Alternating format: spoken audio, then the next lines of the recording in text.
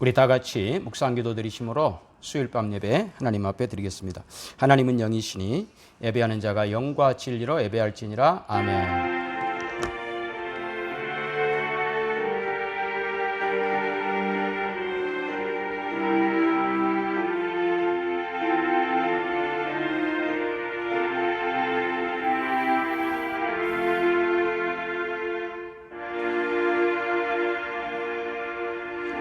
하나님 아버지 감사합니다. 오늘 또 하나님 아버지 은혜와 사랑 붙들고 아버지 앞에 나왔습니다. 예배를 통해 하나님 영광 받으시고 예배하는 심령마다 하늘문을 여시고 하늘의 신령한 은혜와 평강과 소망과 기쁨으로 충만케 하여 주옵소서. 예수님의 이름으로 기도하옵나이다. 아멘. 찬송가 299장 찬송입니다.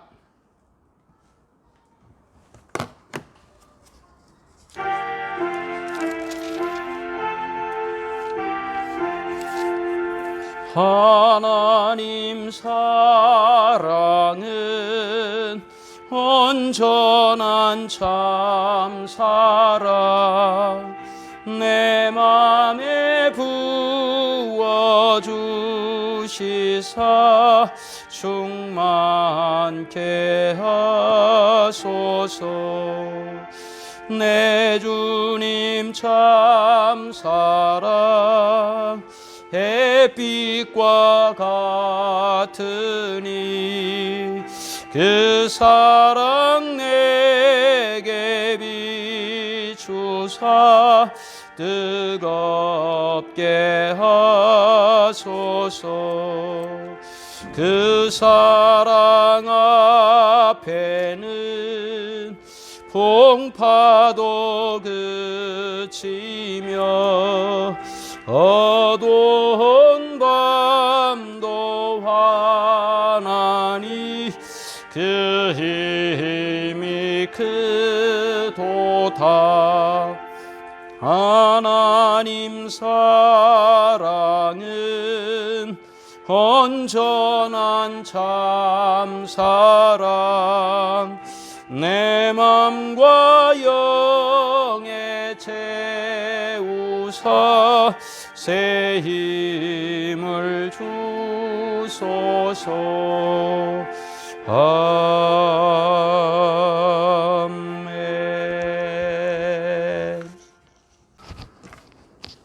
하나님 말씀 보겠습니다. 하나님 말씀은 빌립보서 3장 4절에서 9절 말씀입니다. 빌립보서 3장 4절에서 9절입니다. 그러나 나도 육체를 신뢰할 만하며 만일 누구든지 다른 이가 육체를 신뢰할 것이 있는 줄로 생각하면 나는 더욱 그러하리니 나는 8일 만에 할례를 받고 이스라엘 족속이요 베냐민 지파요 히브리인 중에 히브리인이요 율법으로는 바리새인이요 열심으로는 교회를 박해하고 율법의 의로는 흠이 없는 자라.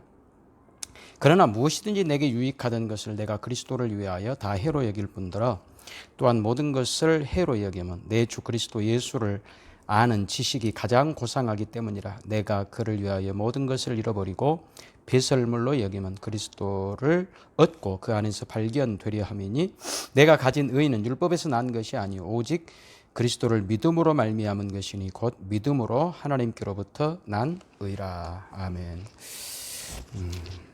바울 사도는 빌립보 교회에 율법주의와 참된 기독교의 차이가 무엇인지를 설명하고 있습니다. 2절에 지난주에 보았던 것처럼 개들을 삼가고 행악하는 자들을 삼가고 몸을 상해하는 일을 삼가라. 몸을 상해하는 일, 이게 손할례당이라고 그랬죠. 그런 할례당을 몸을 상하게 하는 할례당을 삼가라. 이것은 빌립보 교인들이 바울 사도의 이 편지를 읽으면 이게 무슨 뜻인지 금방 알 수 있었습니다. 왜냐하면 초대교회에 보편적으로 널리 이렇게 퍼져 있는 그런 현상들이었기 때문에 그런 것이죠. 그러면서 3절에 하나님의 성령으로 봉사하며 그리스도 예수로 자랑하고 육체를 신뢰하지 아니하는 우리가 곧 할례파라. 진정한 하나님의 백성들의 모습은 하나님의 성령으로 봉사하며 그리스도 예수를 자랑하고 육체를 신뢰하지 않는다라고 말합니다. 그러니까 꼭 육신의 할례를 받아야만 하나님 백성이 되는 것이 아니란 말이죠. 하나님 백성은 하나님의 성령으로 봉사하고 그리스도 예수를 자랑하는 사람들, 이런 사람들이 하나님의 백성이라는 거죠. 그러면서 바울 사도는 4절 이하의 오늘 본문에 바울 자신도 원래는 율법주의자였다는 거예요. 다시 말하면 자기도 육체를 의지하던 자였다, 이렇게 말합니다.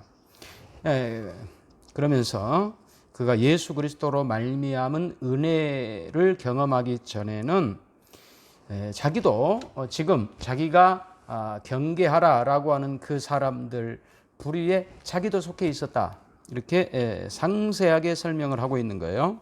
다시 4절을 보면 그러나 나도 육체를 신뢰할 만하며 누구든지 다른 이가 육체를 신뢰할 것이 있는 줄로 생각하면 나는 더욱 그러하리니 나는 8일 만에 할례를 받고 이스라엘 족속의 베냐민 지파요 히브리인 중에 히브리인이요 율법으로는 바리새인이요 열심으로는 교회를 받게 하고 율법의 의로는 흠이 없는 자다. 바울 사도는 바로 예전에 이런 것들을 신뢰했다, 육체를 신뢰했다, 이렇게 말합니다.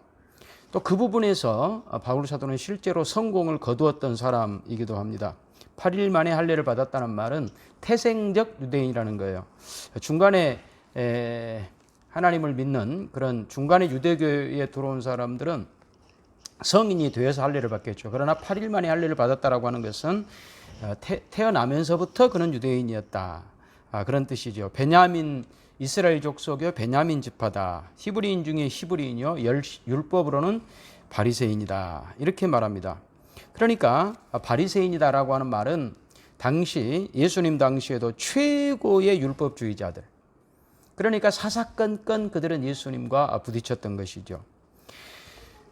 예수님은 이 땅에 오셔서 하나님의 은혜로 말미암은 구원을 가르치셨습니다.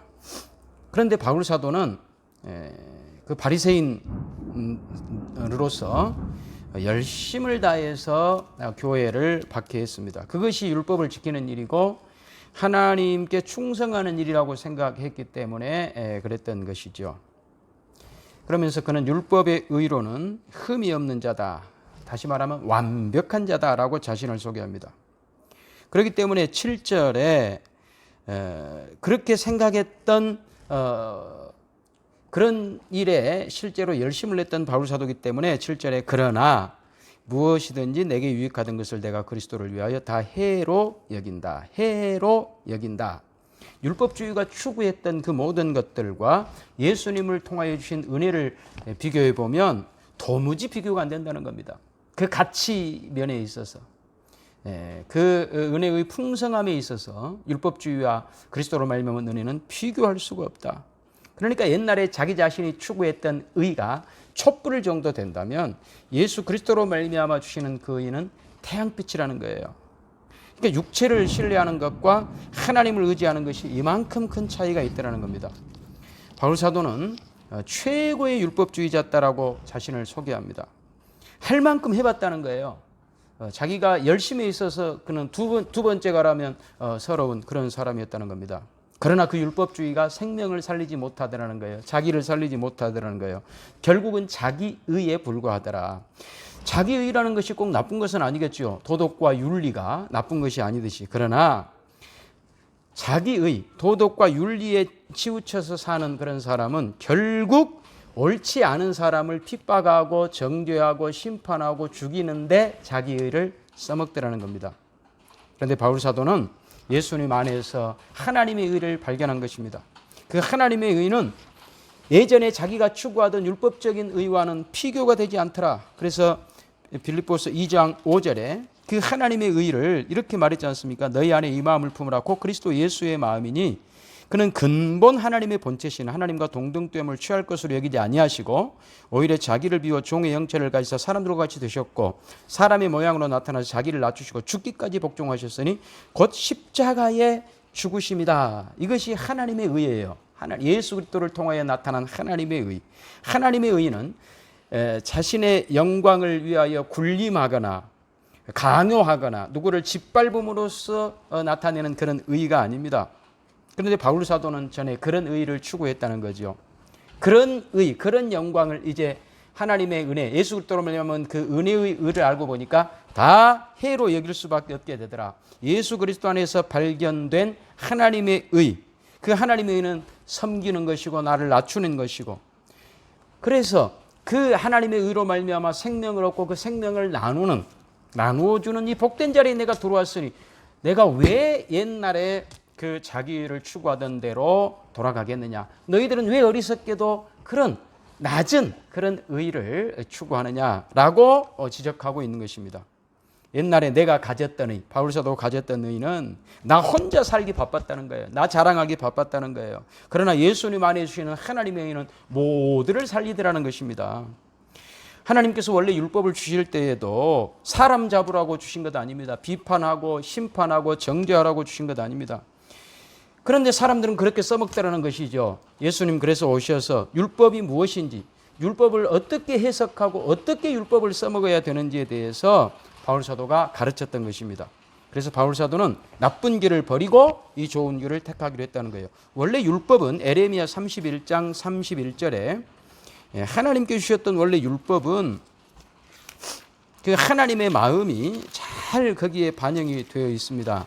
그런데 사람이 잘못 쓴 거죠. 에레미야 31장 31절부터 34절까지 보겠습니다. 에레미야 31장 31절 여호와의 말씀이니라. 보라, 날이 이르리니 내가 이스라엘 집과 유다 집에 새 언약을 맺으리라. 이 언약은 내가 그들의 조상들의 손을 잡고 애굽 땅에서 인도하여 내던 날에 맺은 것과 같지 아니할 것은 내가 그들의 남편이 되었어도 그들이 내 언약을 깨뜨렸음이라. 여호와의 말씀이니라. 그러나 그날 후에 내가 이스라엘 집과 맺을 언약은 이러하니 곧 내가 나의 법을 그들의 속에 두며 그들의 마음에 기록하여 나는 그들의 하나님이 되고 그들은 내 백성이 될 것이라. 여호와의 말씀이니라. 그들이 다시는 각기 이웃과 형제를 가르쳐 이르기를 너는 여호와를 알라 하지 아니하리니 이는 작은 자로부터 큰 자까지 다 나를 알기 때문이라. 내가 그들의 악행을 사하고 다시는 그 죄를 기억하지 아니하리라. 여호와의 말씀이니라. 보통 이것을 이제 새 언약이라고 말합니다. 새 언약. 그래서 율법에 나타난 하나님의 뜻이 무엇인지 이 새 언약을 통하여 분명하게 가르쳐 줍니다. 그러면 새 언약이 있으면 옛 언약이 있겠죠. 옛 언약. 그럼 옛 언약이나 새 언약, 옛 언약과 새 언약은 어떤 차이냐? 내용에 있어서는 차이가 없다는 거죠. 나는 너희의 하나님이 되고 너희는 내 백성이 되리라. 이것이 옛 언약이나 새 언약이나 언약의 내용입니다. 그런데 그 언약을 이루어가는 방식이 다른 거예요. 옛 언약과 새 언약은. 옛 언약은 외부로부터 우리를 이끌어가는 방식. 32절에 뭐라 그랬다고요? 이 언약은 내가 그들의 조상들의 손을 잡고 애굽 땅에서 인도하여 내던 날에 맺은 것과 같지 아니할 것은 내가 그들의 남편이 되었어도 그들이 내 언약을 깨뜨렸습니다. 남편이 되어, 다시 말하면 외부에서 우리 손을 잡고 남편이 아내를 이끌고 가듯이 그렇게 우리를 끌고 갔지만 결국은 우리가 그 언약을 지키지 못하더라. 인간은 그 언약을 지키지 못하더라. 왜? 부패한 성품 때문에. 마음이 부패해 있으니까 외부적으로 하나님이 간섭하고 손을 잡고 아무리 끌고 가려고 해도 결국은 실패해버린 거예요. 그래서 새 언약은 뭐냐? 하나님께서 이제는 우리의 마음을 바꾸어 주시기로 작정하신 겁니다. 성령님을 보내셔가지고 성령님께서 우리 속을 변화시켜 버리시는 거죠. 우리 안에 예수 그리스도의 성품을 부어주시는 겁니다. 그래서 하나님이 누구이신지를 알게 하고 하나님의 마음에 우리가 동참하게 되고 우리의 마음을 바꾸어서 하나님께서 그 언약을 성취하는 방식, 이것이 새 언약이라는 겁니다. 그래서 우리가 우리 마음까지도 옳은 길을 가게 되는 유일한 길은 예수 그리스도께서 가신 그 길을 가는 거예요. 예수 그리스도 안에 있는 거예요. 예수 그리스도를 떠나서는 우리는 결코 옳은 길을 갈 수가 없는 거예요. 그런데 예수 그리스도께서 가신 그 옳은 길이 뭐였다고요? 빌립보서 2장 5절 너희 안에 이 마음을 품으라 곧 그리스도 예수의 마음이니. 예수 그리스도의 마음이 우리 속에 들어와야 우리는 비로소 옳은 자가 될 수 있는 거예요. 옳은 길을 비로소 갈 수 있는 거예요. 하나님이 요구하시는 그 율법을 비로소 성취할 수가 있게 되는 거예요. 그러니까 율법을 성취한다라고 하는 것은 옳은 길을 간다는 거잖아요. 그래서 빌립보서 2장 1절에서 이렇게 말해요. 그러므로 그리스도 안에 무슨 권면이나 사랑이 무슨 위로나 성령이 무슨 교제나 긍휼이나 자비가 있거든 마음을 같이하여 같은 사랑을 가지고 뜻을 합하며 한 마음을 품어 아무 일에든지 다툼이나 허영으로 하지 말고 오직 겸손한 마음으로 각각 자기보다 남을 낫게 여기고 각각 자기 일을 돌볼 뿐더러 또한 각각 다른 사람들의 일을 돌보아 나의 기쁨을 충만하게 하라. 무슨 말이? 옳은 일을 할 때 아까 율법이 추구하는 것이 옳음이었다면 그 옳은 일을 할 때 그 옳은 일이 예수 그리스도의 옳음으로 가지 않으면 그것은 결코 옳음이 될 수 없다. 옳은 길이 될 수 없다는 거예요. 왜냐하면 인간은 아무리 옳은 길을 간다 할지라도 그 옳음을 통하여 옳지 않는 자를 정죄하고 심판하는 데 써먹다라는 거예요. 큰 소리 치더라는 거죠. 그러나 예수님께서 가신 그 옳음은 심판하고 정죄하는 옳음이 아니라 옳지 않은 자를 옳게 만들어주는 그 옳음. 죄인이 용서받아 하나님의 은혜의 복된 자리에 나아오게 하는 그 옳음. 그 옳음이 예수 그리스도의 옳음이라는 거죠. 이것이 기독교의 복음입니다.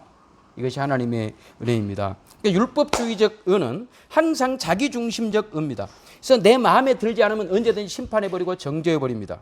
그러나 예수님은 심판을 선언하지 않습니다. 아무리 죄인이라 할지라도 그 심판을 마지막 때까지로 유보하십니다. 우리를 이 자리로 부른 겁니다. 이것이 기독교의 복음입니다. 그래서 내가 상대방을 이겨서 내가 승리를 확보하는 것이 아니라 내가 졌는데 예수 그리스도의 그 지는 길, 십자가의 길을 갔는데 결국은 내 앞에 승리가 있다는 거예요. 이것이 기독교예요. 여러분 이 길을 가셔야 되는 거예요. 이것이 진정한 오롯이라는 겁니다. 꼭 기억하셔야 됩니다. 결론으로 골로새서 1장 19절을 보겠습니다. 골로새서 1장 19절. 아버지께서는 모든 충만으로 예수 안에 거하시고 그의 십자가의 피로 화평을 이루사 만물고 땅에 있는 것들이나 하늘에 있는 것들이 그로 말미암아 자기와 화목하게 되기를 기뻐하심이니 모든 충만은 예수 그리스도 안에만 있어요. 하나님은 예수 그리스도 안에서만 모든 것을 충만케 하십니다. 예수님 밖에는 충만이라고 하는 것이 있을 수 없습니다. 그러니까 예수 그리스도 없이 우리가 세상에 어떤 오름이나 자기 욕심이나 자기 방식으로 어떤 걸 채운다 할지라도 그것은 진정한 충만이 될 수가 없어요. 그래서 21절 전에 악한 행실로 멀리 떠나 마음으로 원수가 되었던 너희를 이제는 그의 육체의 죽음으로 말미암아 화목하게 하사 너희를 거룩하고 흠없고 책망할 것이 없는 자로 그 앞에 세우고자 하셨으니. 그러니까 하나님의 은혜는 예수 그리스도를 통하여 원수까지라도 다 용서받아 예수 그리스도의 충만함 속에 들어오는 거예요. 이 하나님의 뜻을 안다면 우리는 기다려줘야 되는 거예요. 원수까지라도 기다려줘야 된다. 함부로 심판하고 정죄하지 말고 인내하고 용서하며 기다려줘야 된다. 그래서 22절 이제는 그의 육체의 죽음으로 말미암아 화목하게 하사 너희를 거룩하고 흠없고 책망할 것이 없는 자로 그 앞에 세우고자 하셨으니 만일 너희가 믿음에 거하고 터 위에 굳게 서서 너희 들은 바 복음의 소망에서 흔들리지 아니하면 그리하리라. 이 복음은 천하 만민에게 전파된 바요 나 바울은 이 복음의 일꾼이 되었노라. 교회를 세우신 목적, 바울 사도를 복음의 일꾼으로 부르신 목적, 오늘날 우리를 교회로 부르신 목적 다 이것입니다. 예수 안에서 채우시려고. 예수 안에서 충만해지지 않으면 그 어떤 것도 의미가 없습니다. 가치가 없습니다. 결국은 자기 자랑이고 남 정죄하는 것에 불과합니다. 그렇게 사는 인생은 복된 인생이 결코 될 수 없습니다. 바울은 전에 그렇게 살았다는 거예요. 그런데 그것이 다 배설물과 같다라는 거죠. 그러나 내가 지고 뭔가 비어있는 것 같고 뭔가 부족한 것 같고 뭔가 사람들이 볼 때 우리는 똑똑하지 못한 것 같고 잘난 것 같이 잘나지 못한 것처럼 보이지만 그 빈 공간에 하나님이 계시는 거예요. 그 빈 공간을 하나님이 채우시는 거예요. 근데 내가 꽉 채워가지고 나는 빈틈없고 찔러도 피 한 방울 안 나올 정도로 나는 율법주의로 꽉 차 있어가지고 그래서 남을 정죄하고 심판하고 그러면 하나님의 은혜가 들어올 구멍이 없는 거예요. 여러분 우리 스스로도 못난 사람들이에요. 우리의 그 못남을 하나님의 은혜가 채우고 있어요. 하나님의 은혜가 예수 그리스도로 말미암아 우리를 충만하게 채우고 있어요. 다른 사람 우리 믿음의 형제들도 마찬가지예요. 그들의 허점과 부족함을 보십니까? 그 부족함을 예수 그리스도가 채우실 거예요. 그러니 우리는 늘 자신을 낮추고 십자가 지고 주님 나를 채워주세요. 주님 나를 불쌍히 여겨주세요. 용서해 주세요 라고 하면서 우리 자신들이 채워갈 뿐만 아니라 믿음의 형제들의 부족한 모습도 우리가 기다려주면서 주님이 저기를 채우실 줄로 믿습니다. 저 사람들의 저 부족함을 주님의 은혜로 채우실 줄로 믿습니다. 오직 예수 그리스도로만 우리를 충만케 하실 그날을 소망하면서 바라보면서 인내하며 사랑하며 용서하며 함께 나아가는 믿음의 복된 하나님의 사람들 되시기를 주님의 이름으로 축원합니다. 기도하겠습니다. 하나님 아버지 감사합니다. 기독교의 복음은 우리가 똑똑하고 잘나고 자랑할 것이 있어서 그 자랑을 드러내서 다른 사람을 함부로 심판하고 정죄하는 그 복음이 아니라 우리는 뭔가 비어있고 똑똑하지 못하고 부족하고 빈 공간 투성인데 그 빈 공간을 하나님의 은혜로 채움을 입는, 그래서 예수 그리스도로만 충만해져가는 이것이 기독교임을 우리는 오늘 배웠습니다. 이 복음이 우리를 복된 자리로 이끌어왔고 우리 믿음의 형제들도 복된 자리로 이끌어갈 것이니 함부로 심판하거나 정죄하지 말고 좌절하지 말고 주님 채우실 그날을 소망하며 더 십자가 붙들고 더 순종하며 더 주님과 동행하는 저희가 되게 하옵소서. 예수님의 이름으로 기도하옵나이다. 아멘. 찬송가 216장 찬송입니다.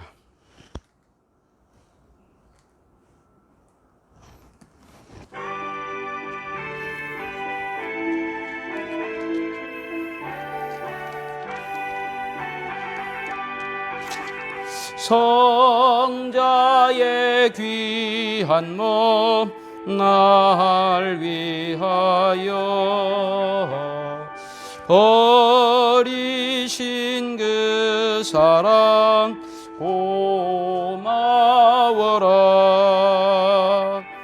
내 머리 숙여서 주님께 비는 말 나무와 주님께 바치리까. 지금도 날 위해 간구하심 이 옅은 믿음이 아옵나니. 주님의 참사랑 고맙고 놀라워 찬송과 기도를 쉬지 않네. 주님의 십자가 나도 지고 신실한 믿음과 마음으로 형제의 사랑과 친절한 위로를 네게나 베풀게 하옵소서. 만 가지 은혜를 받았으니 내 평생 슬프나 즐거우나 이 몸을 온전히 주님께 바쳐서 주님만 위하여 늘 살겠네. 아멘.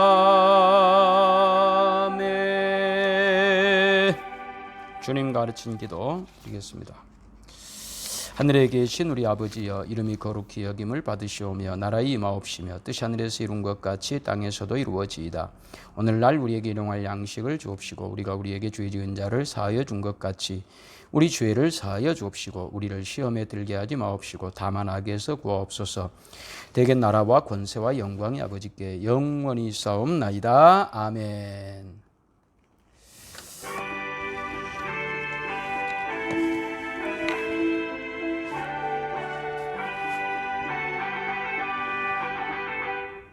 이상으로 수요 예배 마쳤습니다.